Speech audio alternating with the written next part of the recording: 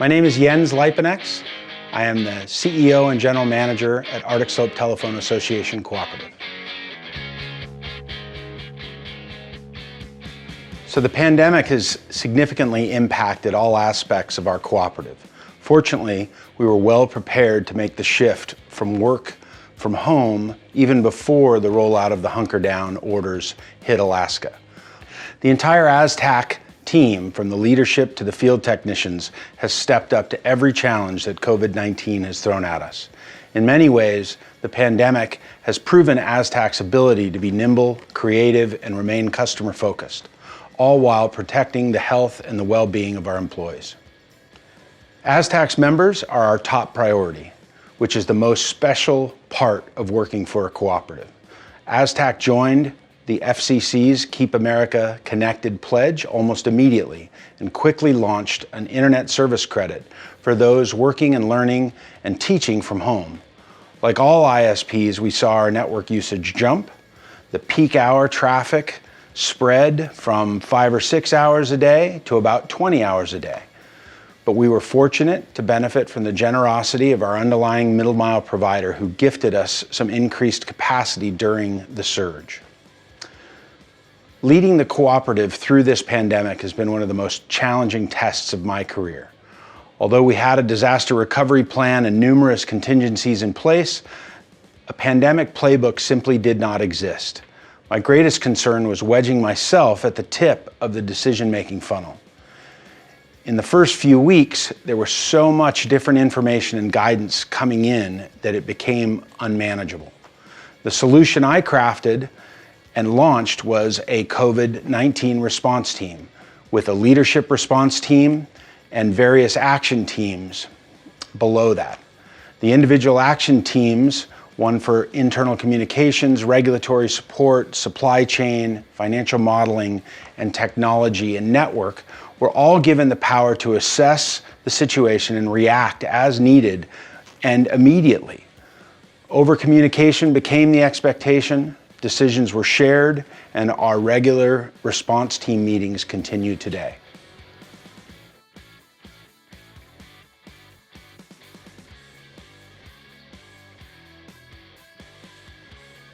Our priorities are simple: to connect everyone on the North Slope to terrestrial, high-quality broadband networks. We've completed our fiber to the home builds in 5 of our 9 markets, with Utqiagvik being the largest and most complex build. We were in the final stages of customer conversions when the COVID-19 pandemic hit, so we have some work left to do there. Our fiber to the home cookie cutter is sharp, and we intend to convert all 9 of our markets. We're also finishing up a few LTE carrier additions to get our wireless network 100% LTE.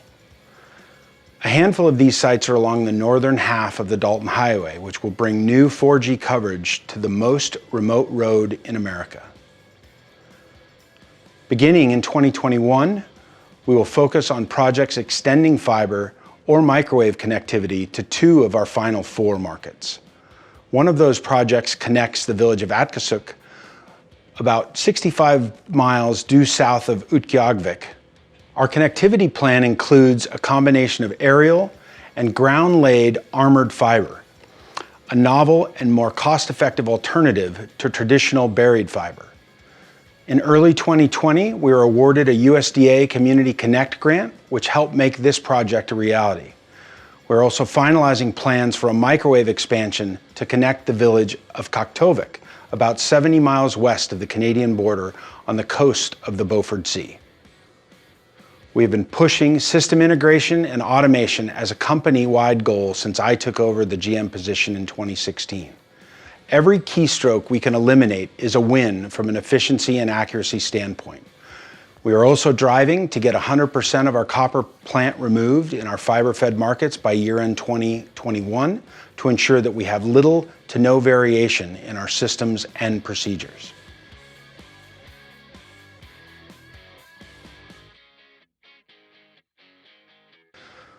To understand the challenges ASTAC faces, you must first understand the landscape of the North Slope.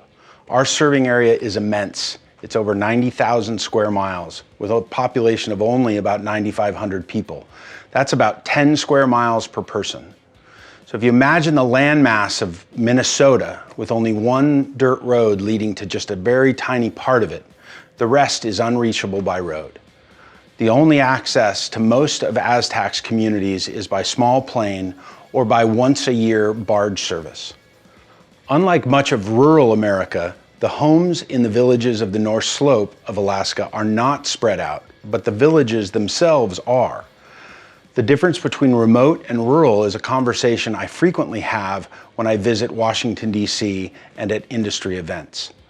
The remoteness and frozen tundra make building extensive roads cost prohibitive, and roads are what enable affordable broadband expansion across the rest of Alaska. ASTAC has spent the last 5 years upgrading our last mile networks to fiber.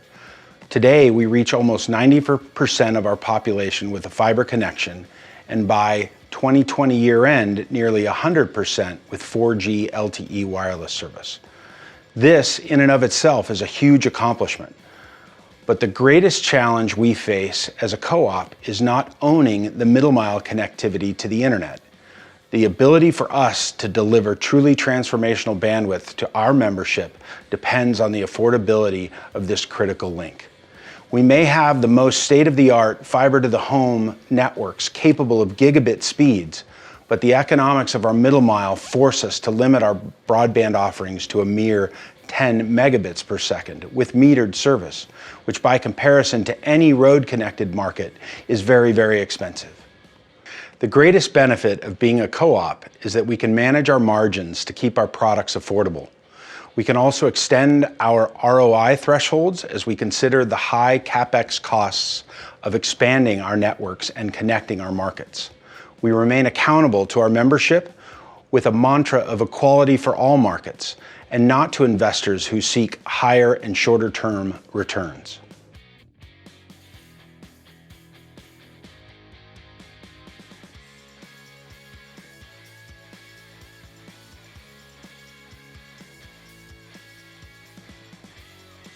Delivering higher speeds is not the right question.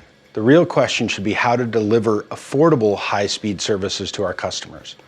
The majority of the North Slope population is not wealthy, with an average income of $47,000 to $58,000 a year.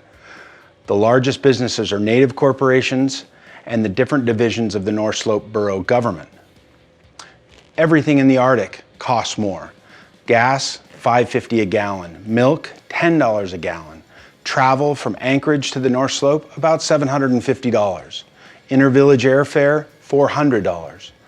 ASTAC's cost of operation is greater than anywhere else in the U.S. We also have a large number of transient staff. All our field techs work 3-week on, 3-week off shifts, 21 10-hour days with overtime built in. ASTAC also provides transportation from Anchorage and room and board. All these factors drive up our cost of service, which are compounded by the very high cost of monopolistic middle mile transport previously discussed. These are the greatest challenges to delivering truly transformational and affordable broadband speeds to our membership.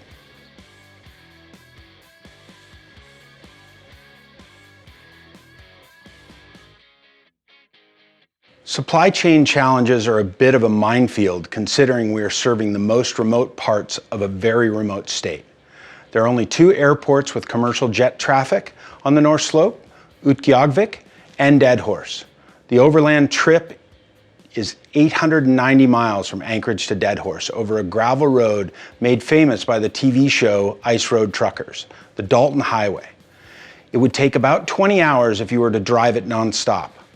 The road can be extremely hard on cargo when the road is muddy, washboarded, or frost heaved, which is most of the year. This is especially true for electronic gear, which is not generally packed to sustain such abuse in transit. So to mitigate this, we establish clear guidelines with our vendors of what can be shipped by truck and what must be shipped via air cargo. We generally have materials shipped into Anchorage and then we reship to ensure accuracy, timeliness, and special handling considerations. We also stage materials for specific projects so that we can ensure that all the components and adequate spares are accounted for before shipping to the field. Order accuracy and attention to detail are imperative for both ASTAC and our vendors. Ordering or delivering the wrong part can mean months of delay and added expense. Intermittent mail delivery in the North Slope villages also adds to the logistical challenges. I recall a case where a village went months without a local postmaster. Since there is no local mail delivery, every recipient has a P.O. box and has to arrange to pick up mail. Without a postmaster, the mail just sits. Close communications between our purchasing staff and our vendors is key to reducing our supply chain issues.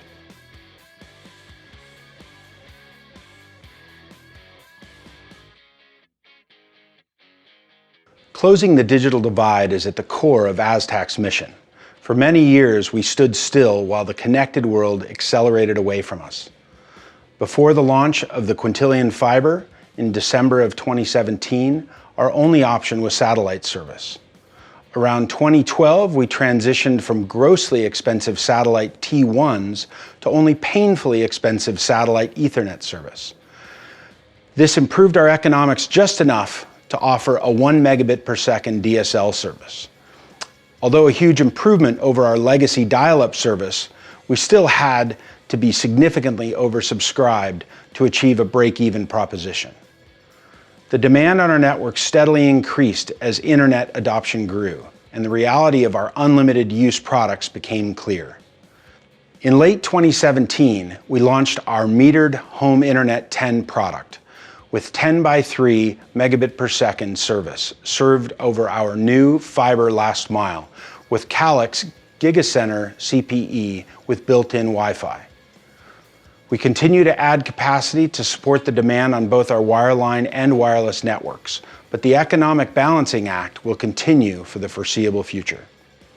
As of today, 4 of our 9 markets remain on satellite backhaul, and this is where we have placed a bullseye. Our long-term plan is to connect all our members to a terrestrial network that can scale to meet the demands of the future. Satellite simply will not suffice. Every day that goes by, the digital divide widens for these final 4 markets as 5G and gigabit smart communities proliferate across the country.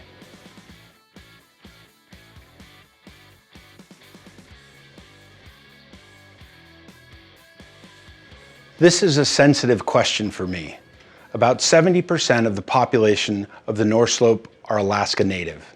Maintaining the strength and the respect of the Inupiat culture is critical for ASTAC.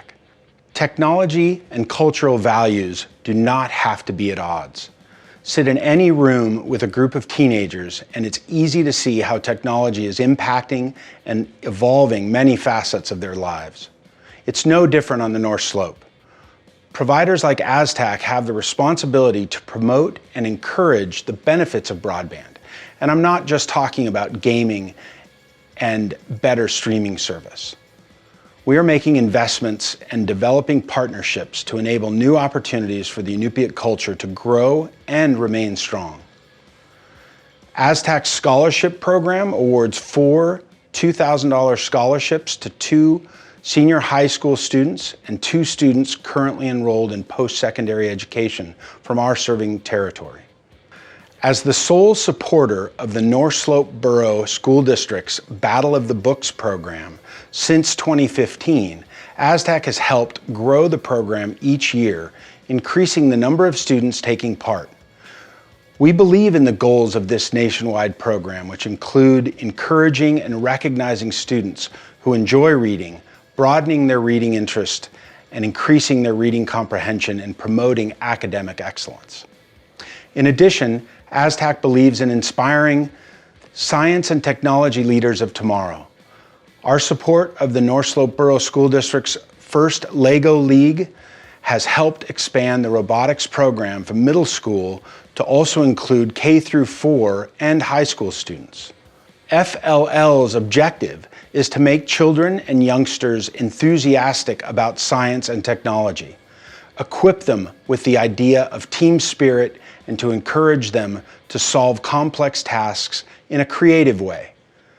During robotics tournaments, participants must solve a tricky mission with the help of the robot, and they research a given topic within a team and develop a plan for programming and testing an autonomous robot to solve the mission. The FLL teams have the opportunity to experience all steps of a real product development process, solving a problem under time pressure with insufficient resources and unknown competitors. In 2021, ASTAC will host its first annual Alaska Business Week in Utqiagvik for high school students. The week-long program teaches students the basics of business, leadership, and entrepreneurship. Participants compete as teams in a dynamic business simulation with the guidance of adult mentors from the business community. After completing the program, students have a competitive edge on workplace readiness, college preparation, and overall life success.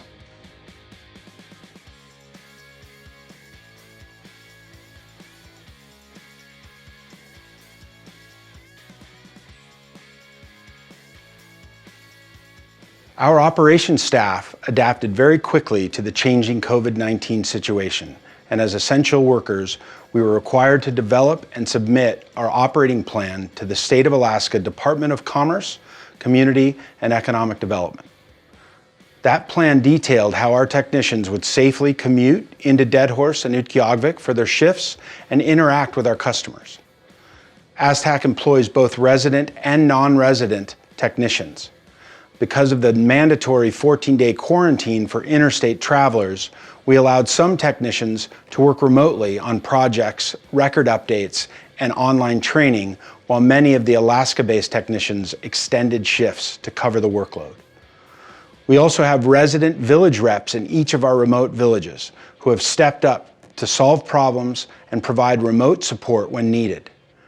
This allowed us to greatly reduce the need for village travel and thereby the possibility of spreading the virus. In mid-March, our COO, Brian DeMarco, instituted a recurring meeting with all operations staff to discuss the changing protocols and coordinate the ongoing training with our exchange managers. The training emphasized how to mitigate interaction risks with customers if we need to enter homes or businesses, as well as encouraging the use of understanding, patient, and consistent dialogue with our customers and adherence to any specific business customers' protocols. Normal scheduling intervals were loosened to allow maximum flexibility for our customers and de-stress our technicians.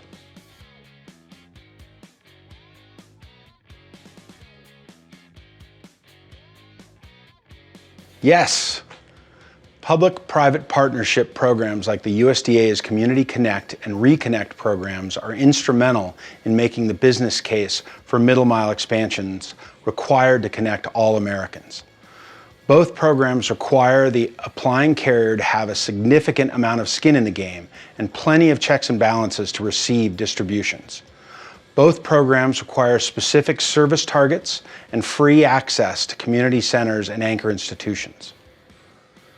The Alaska Plan, which replaced the traditional USF model for most carriers in Alaska, requires specific performance obligations for the expansion of broadband in underserved markets. I believe in the concept of universal support. Without it, ASTAC would likely not exist. To be most effective, all recipients should show progress and be accountable for responsible stewardship of the funding. One way to improve the USDA's Community Connect and Reconnect programs would be to mandate a cost-based rate structure with a fixed maximum return that would eliminate the opportunity for supported carriers to gouge the market and deter competition. I would also like to see a federal and state mandate for expedited land use and right-of-way permits for publicly funded broadband expansion projects. The compounding cost and delays related to excessive bureaucratic permitting processes are a waste of the scarce resources and should be reduced as much as possible.